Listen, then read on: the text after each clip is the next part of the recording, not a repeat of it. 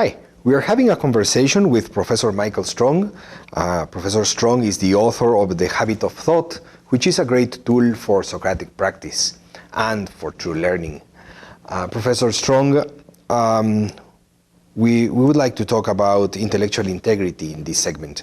And I will start with a question, what is a genius, or what is genius? Well, it's a good question. I have an unusual perspective on genius, where for me, intellectual integrity is a very important part of genius. There is a more common notion in our society that, say, genius is someone who has very high IQ. There are also notions of genius pertaining to artistic genius and political genius and so forth. But for me, the most important part of genius, and I think of certainly the great discoverers in science as geniuses of this sort, is intellectual integrity, in the sense that they're willing to doubt their own assumptions and they're willing to balance evidence that goes against their favorite ideas. Because I think that when people only look at evidence that supports the ideas they already favor, they're not going to discover the truth. They will defend beliefs even when there is evidence against those beliefs. And no matter how high your IQ is, if you are not taking into account evidence that opposes your belief, you're not going to come to valid theories of reality. And given that, what is intellectual integrity? I would say intellectual integrity is having a commitment to balance evidence on all sides of a question, and even to search out evidence and arguments that contradict one's own beliefs. So that if you have a favorite belief which you think is very important and somebody else has another argument or evidence that contradicts your belief, for me, intellectual integrity is to treat evidence and arguments on the other side with as much care and seriousness as those evidence and argument that support your most hallowed and valued beliefs. What happens if there is no intellectual integrity? Or from another perspective, why is it intellectual integrity valuable in the classroom and in life? Well, these are very big questions.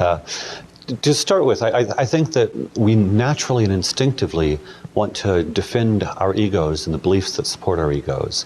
And so it's, in a sense, unnatural to look for evidence that will contradict us, because if we look for evidence that contradicts us, our ego might tell us that we are defeating ourselves.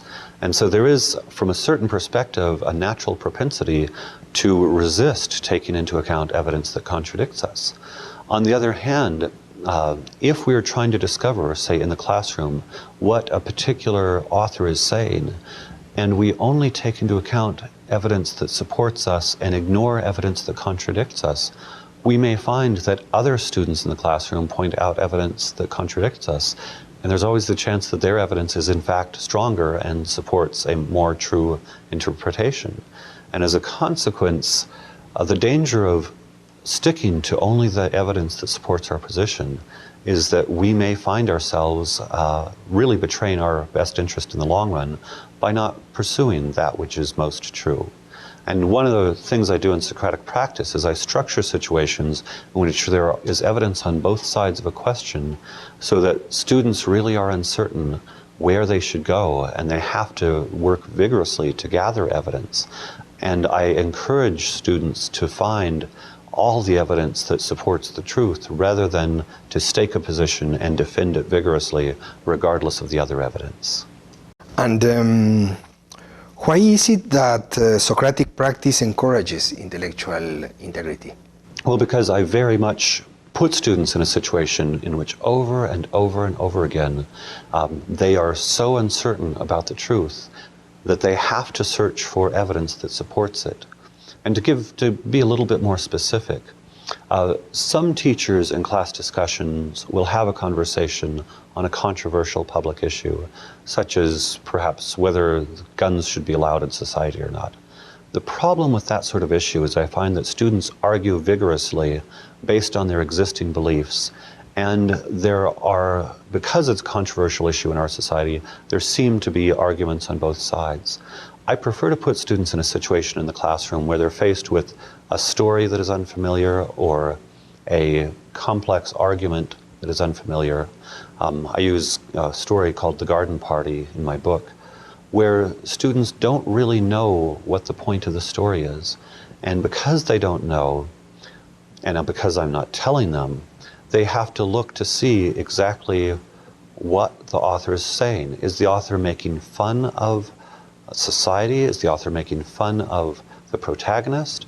What is going on in the story? And they look for evidence, and students defend their position based on sentences in the text and the way the author puts things together. And it does turn out that there are some theses about a particular story or book that are much better supported by evidence than others.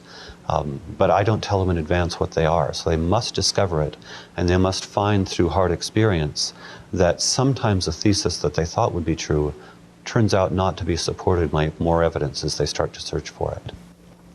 And intellectual integrity must face some kind of challenges. I mean, what is the most difficult challenge which is faced by intellectual integrity? Well, the biggest challenge is that our egos don't want to admit we're wrong. It's really, really hard to admit we're wrong. And as a consequence, what often happens is that students who have highest IQs actually sometimes form an opinion quickly based on part of the evidence, and they defend their position because, of course, they're very bright and they know how to marshal evidence in support of a hypothesis.